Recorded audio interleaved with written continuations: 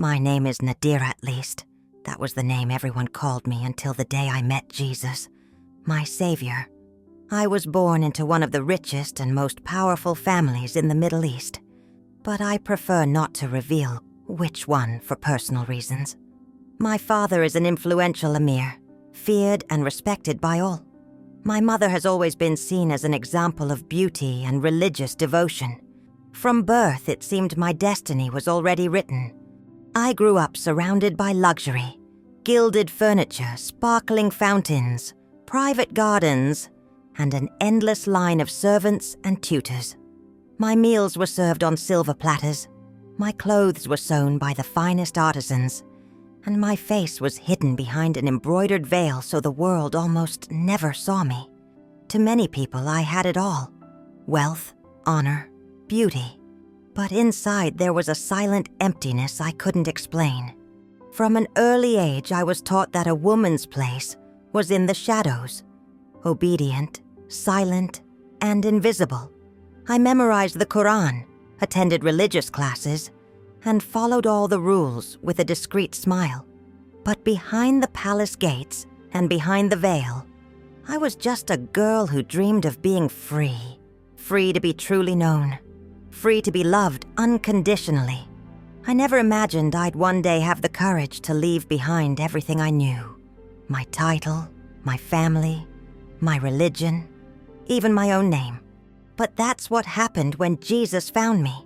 He called me out of the darkness, gave me a new identity, Chrisabel, and that choice cost me absolutely everything I had. But at the same time, it gave me so much more than I ever dreamed of. I was born in the year 2002, in a kingdom hidden in the heart of the desert. I don't refrain from mentioning this name to protect myself, but also to protect those who still live under the shadow of this system. From day one, I was celebrated like royalty. Golden sweets adorned my birth feast, silver platters were held aloft, and religious leaders whispered blessings over my cradle. I was the daughter of an Amir, whose power shaped the economy, politics, and religion of our people. My mother, my first wife, was admired not only for her beauty, but also for her devotion to Islam. The palace was my entire world, a gigantic fortress surrounded by high walls and attentive guards. Inside, I was surrounded by the silence of the marble fountains, the intense scent of oud wafting through the corridors, and the softness of the Persian rugs beneath my feet. My room had a ceiling painted like a starry sky, and there was always a maid by my bedside to fulfill my every wish. This was my paradise, but a paradise that hid invisible chains. There was always someone standing in the corner of my room, silent, ready to serve me at the slightest snap of my fingers. From a young age, I learned to speak only when spoken to. My tutors, always discreet and demure women, taught me classical Arabic, English, mathematics, poetry, and above all, the Quran. Religion wasn't just part of our routine. It was our very life. We prayed 5 times a day, facing Mecca. My every gesture, every word, was to reflect obedience to Allah and honor to my family. By the time I was 7, I had memorized more verses of the Quran than I knew children's stories. My hands were almost always marked with henna from religious ceremonies, and the veil covered my face before I even understood the meaning of the word, modesty. My mother always said, "A woman's beauty is her honor, and honor must be guarded at all costs." But over time, that veil, which was supposed to be a protection, began to feel more like a prison. I wasn't allowed to leave the palace without an escort, and when I reached puberty, even contact with cousins, uncles, and even my own brothers was limited. They kept telling me, "Stay hidden, stay pure." I didn't know what the world looked like beyond those high walls. I only saw it in glimpses, on carefully filtered news reports, or through the tinted windows of armored cars when we drove to the family's private mosque. My life was timed. After the dawn prayer came the recitation of the Quran. Then came classes in Arabic literature, Islamic history, embroidery, and occasionally music, but only with the permitted instruments. Western films? Forbidden. Popular music? Never. Even the books were handpicked. I read about desert queens and rare flowers, but never about Cinderella, Anne Frank, or women who dared to decide their own destiny. Behind all that abundance, there was a loneliness I didn't have the courage to confess. At night, lying under silk sheets, I would gaze up at the ceiling painted like a starry sky and ask myself, is there life beyond this golden cage? I would often place my hand against the cold glass of the window, looking at the stars, as if searching for an answer in them. Outside, everyone envied me. They saw the jewels, the titles, the way servants bowed as I passed. But no one knew that. As soon as the lights went out, I cried softly into my pillow. I was surrounded by people, but I felt utterly alone. I wrote little notes with questions I couldn't say out loud and hid them under my prayer rug. Is that it? Does God really hear me? Why do I feel so invisible? Today I know. In those days, someone much greater than gods and guardians was already watching me. Someone who saw my tears in silence. My birth name was Samira, which means princess. But despite the silk veils and titles of honor, I didn't feel like one. I felt like a bird trapped in a cage too beautiful to be broken, but still a prison. And it was in this scenario of silence and routine that something unexpected began to happen. I was 17 when the palace hired a new English and art teacher. Her name was NadiraAt, a woman in her 30s, discreet, polite, with that soft European accent, perhaps British. What caught my attention right away was her manner. Unlike the other employees, she didn't lower her eyes in submission, nor did she speak in a rush. She talked to me as if I were a person. This left me disconcerted, but at the same time, it warmed my heart. One afternoon during a vocabulary lesson, I noticed a detail on her neck, a small, delicate silver pendant. It was a cross. I'd never seen anything like it. I approached and asked in a low voice, "What does this symbol you use mean?" She paused briefly, and I saw hesitation in her eyes. Then she replied softly, "It's a cross. I'm a Christian." My heart raced. Christian! That word echoed inside me like a dangerous secret, a mystery I had never dared explore. In my house, the word Christian was always spoken with contempt. They were seen as foreigners, lost, deceived. I had never spoken to one in person, or at least not that I knew of. And now, there she was, sitting before me, so calm, so serene, with a peace I didn't understand. I pretended not to care, but something inside me began to stir. I had many questions, but I was even more afraid to speak. Even so, the image of that small cross wouldn't leave my mind. It was like an insistent echo. A few days later, I summoned my courage. We were sketching a landscape in the palace courtyard when I asked, "Why do you use this symbol?" She slowly put down the pencil, looked deep into my eyes, and replied softly, "For us, the cross is a full reminder of the greatest love that ever existed." "Love? Of God?" I asked hesitantly. "Yes, through his son, Jesus." A shiver ran through me. I had heard of Isa, the prophet, before, but never as the Son of God, and certainly not as God himself. Her words seemed strange, even wrong, but they carried something I couldn't explain. It was as if they were laden with an invisible truth. That night I couldn't sleep.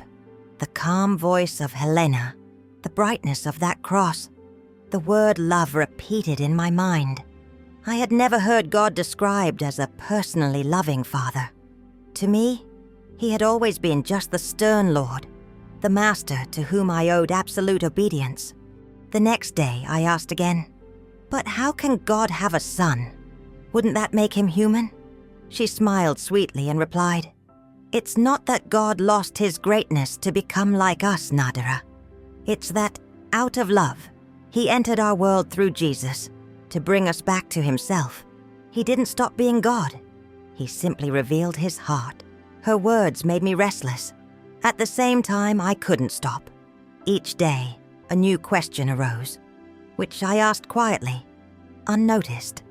And in each answer, she never pressured me, never preached. She simply answered me patiently, as if she knew my soul was learning to breathe. One day, while we were painting again, I ventured another question. Why do you believe Jesus is different from all the other prophets? She looked at me fixedly and said, because he is alive, not just in stories, not just in the distant sky, but here, now, with us. I didn't fully understand, but there was something in his words that pulled me in like an invitation. It was as if a door had opened inside me, but my curiosity soon reached the wrong ears. A distant aunt, responsible for overseeing the family's religious affairs, called me in hurriedly. Her voice was harsh. You mustn't ask these questions anymore. This woman spreads poison. Her faith is a lie. I nodded, but I left with my heart pounding. I should have been scared. But in reality, I was angry, confused, and even more curious. That night, I cried in my room. Not out of fear, but because I had already experienced something I could never forget. A flame had been lit, and I knew I would never be the same again. It was then that I had a dream. Unlike anything I'd ever experienced, I found myself in an open field, something I'd never witnessed in real life, only in paintings. The sky was golden, the breeze gentle, and the peace was so intense it felt like it touched my skin. Before me stood a man dressed in white, but it wasn't just clothing. It was light. Not a light that burned like the sun, but a light that emanated from within him. He called me by a name I had never heard, Eliana. His voice was not loud, but it echoed inside me like soft thunder. Who are you? I asked. He reached out his hand and said, I am the light you seek. Come and walk in the truth. I woke up gasping, sweaty, with tears streaming down my face. And that name, Eliana. It sounded inside me like a song I had never learned, but which I seemed to have known forever. I didn't know it yet, but that dream was the beginning of the end for the old Nadira, the obedient princess, the daughter who merely followed rules, the young woman trapped in a lifeless faith. There began my search, no longer for answers from Helena, but for Jesus himself. Since that first dream, the name Chrysalis wouldn't leave my mind. It echoed when I woke up, whispered during prayers. It was as if something had awakened inside me, and I could no longer close my eyes. The next day, I was staring Helena, not knowing whether to speak or not. She noticed. As soon as class started, she looked at me tenderly and said, You seem restless. Do you want to tell me what happened? I took a deep breath and, almost in a whisper, I confessed. I had another dream.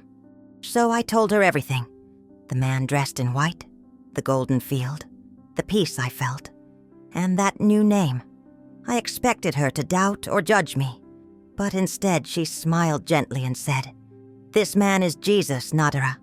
He's calling you by a new name. It's not just a dream, it's an invitation.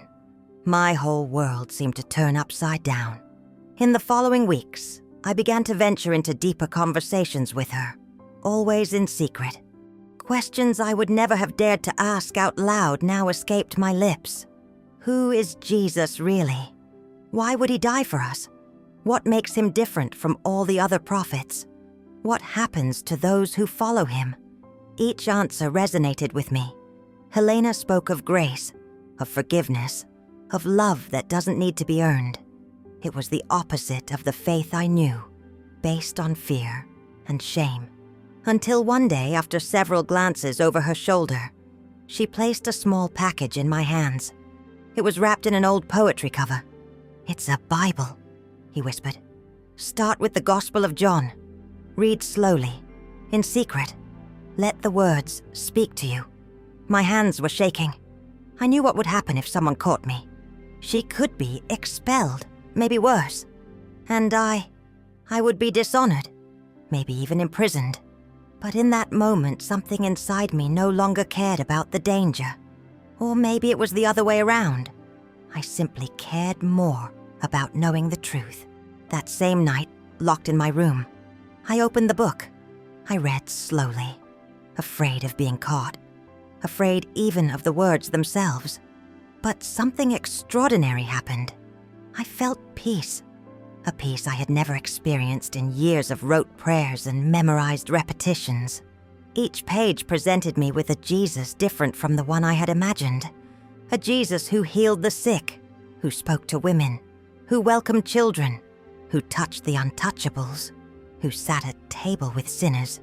With each verse, my heart sank as if he were speaking to me. Still, the fear wouldn't go away.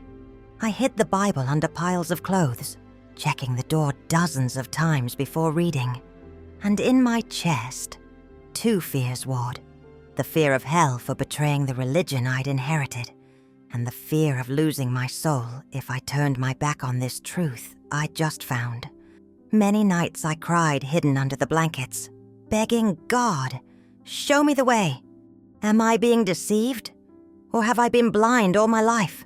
One of those nights after reading the story of the woman caught in adultery, the one everyone wanted to stone, but Jesus forgave, I broke down in tears. If this is truly who you are, Lord, I want to know you. I want to belong to you. And that's when he came again. In the dream, I was in a dark place. Voices of accusation and fear echoed around me, like invisible chains binding me.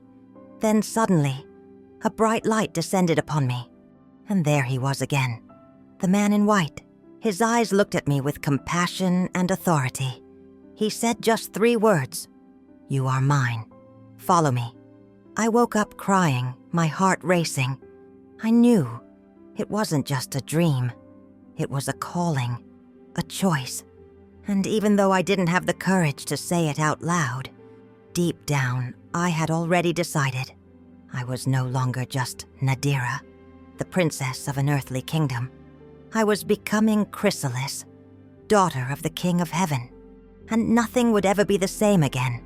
A few days later, on a silent night, when the entire palace was asleep and the golden corridors were plunged into silence, I knelt alone in my prayer room, the same place where I had so often repeated, memorized cold, lifeless phrases. But that night, it was different. There were no rituals, no Arabic verses. There was just me, the small Bible open before me, and tears streaming down my face. With a choked voice, I whispered, "Jesus, if you are truly the Son of God, if you love me the way you say you do, then I give my life to you. I don't know what will come, but I trust in you. I want to follow you." And the moment those words left my mouth, something inside me broke, and at the same time, was born again. That night, something shifted inside me. It was as if a huge weight had been lifted from my shoulders, a weight I hadn't even known I was carrying. A deep, almost palpable peace took over my entire being. My hands trembled, but my heart was serene. For the first time, I didn't feel like I was hiding from God. I felt like he had found me. And there, alone in my room, I understood that NadiraAt was no longer the name that defined who I was. Inside me, a new chrysalis, the name Jesus called me in my dreams. For me, it meant being a beautiful and fragile follower, whom he had transformed into a new creation. It wasn't an inherited title, nor a privilege of blood, but an identity given by divine grace. The following days were strange, a mixture of immense joy and suffocating fear. I began writing short letters to Jesus, simple, heartfelt prayers, and hid each folded page in the bottom of an old jewelry box. I told him everything, my fears, my questions, my gratitude, and my burning desire to know him better. At night, I would secretly devour the Gospels with a hunger I had never felt before. I saw Jesus walk among the people, touch the untouchables, Defy the rules of shame. Speak to women. Embrace children. Sit at table with sinners. Every page seemed to whisper love. Every word brought me closer to him. And the dreams continued. But now they were different. Clearer. More vivid. I saw him walking with me in golden fields, healing the wounded with a simple touch, calming storms with a word, comforting my fears with a look. One night I dreamed I held a small, bright light between my hands. It pulsed gently, and Jesus standing beside me said, "Do not hide the light I have given you." But upon awakening, reality was harsh. I lived in constant danger. If anyone discovered the hidden Bible or found my letters, if they even suspected my change of faith, the consequences would be unthinkable. In my world, abandoning Islam wasn't just dishonorable, it was treason.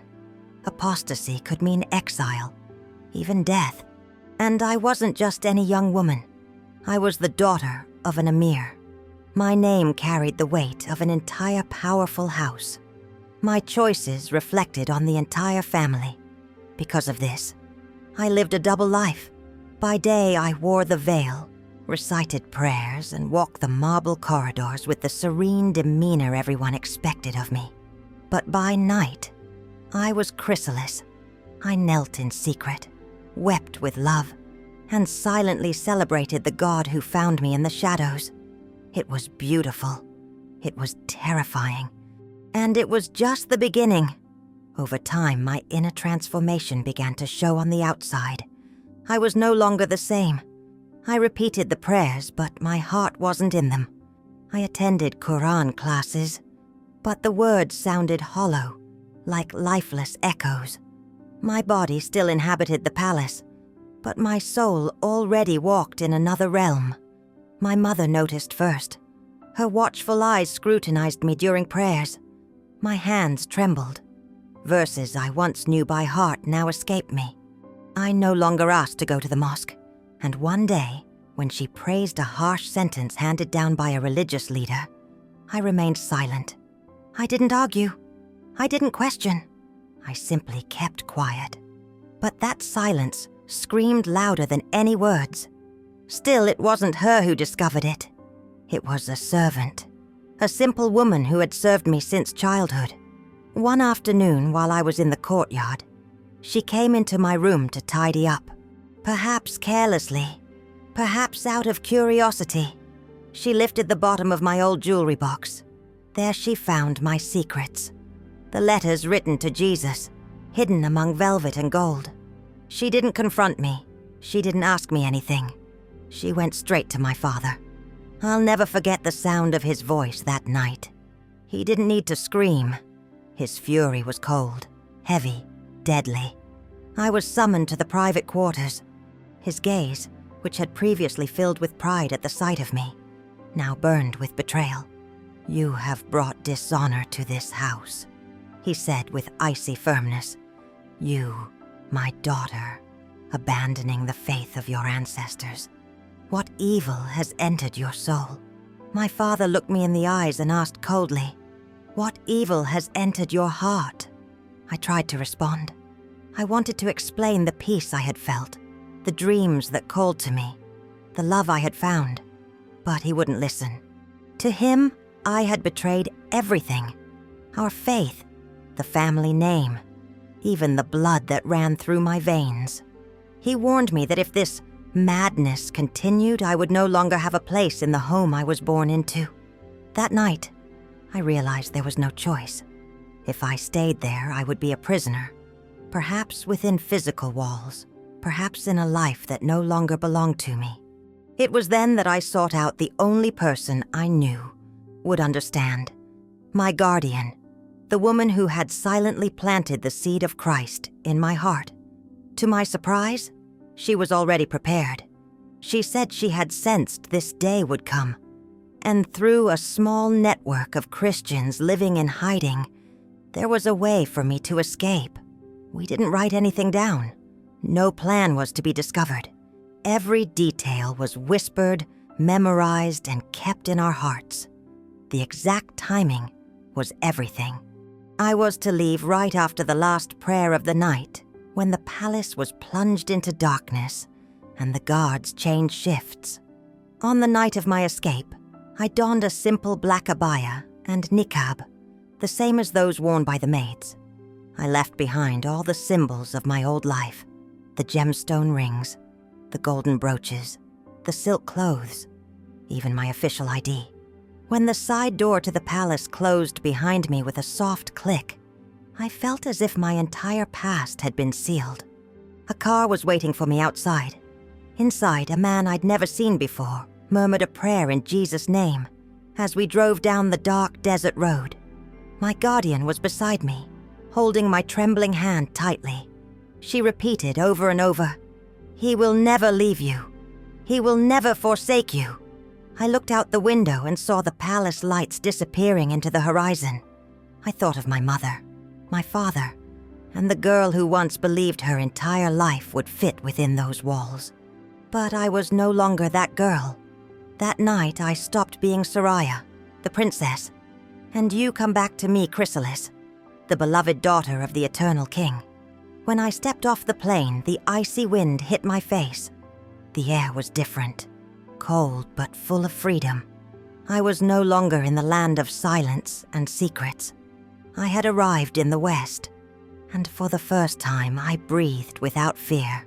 But it wasn't just the place that changed. The title of princess no longer existed. The golden crown was buried in the desert. Now I carried only one name.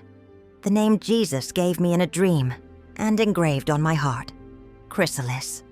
Life wasn't easy at first. I didn't have riches, titles, or a powerful surname that would open doors. But I had something I'd never had before, peace. I was welcomed by a small Christian community, brothers and sisters who already knew my story, because my guardian had also managed to move. For the first time, I entered a temple not because I had to, but because I wanted to.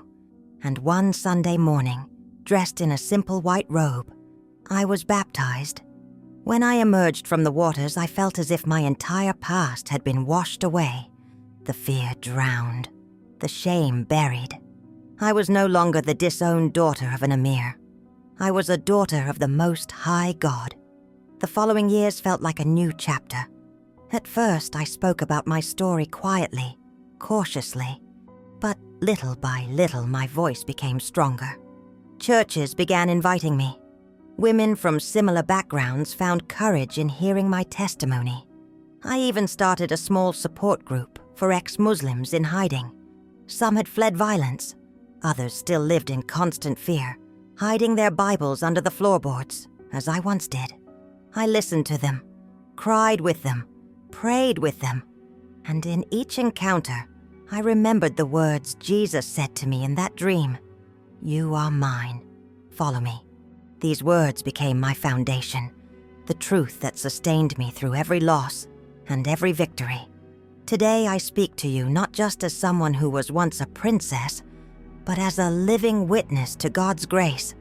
I lost everything the world could offer me, family, titles, country past, but I found something no one can ever take from me.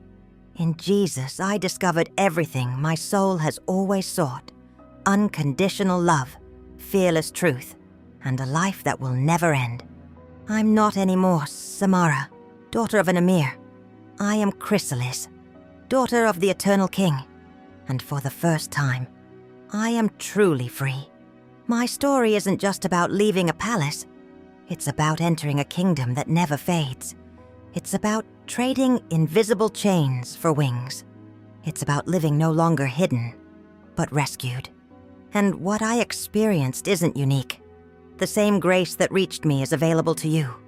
If my testimony spoke to your heart, don't keep it to yourself.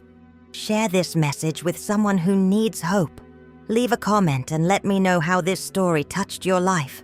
I'd love to hear what God is doing in you too. And if you, like me, are searching for peace, don't wait any longer.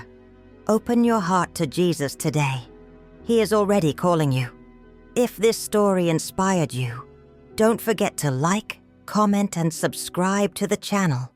to see other life-changing testimonies of faith, because I am chrysalis. And now I am free.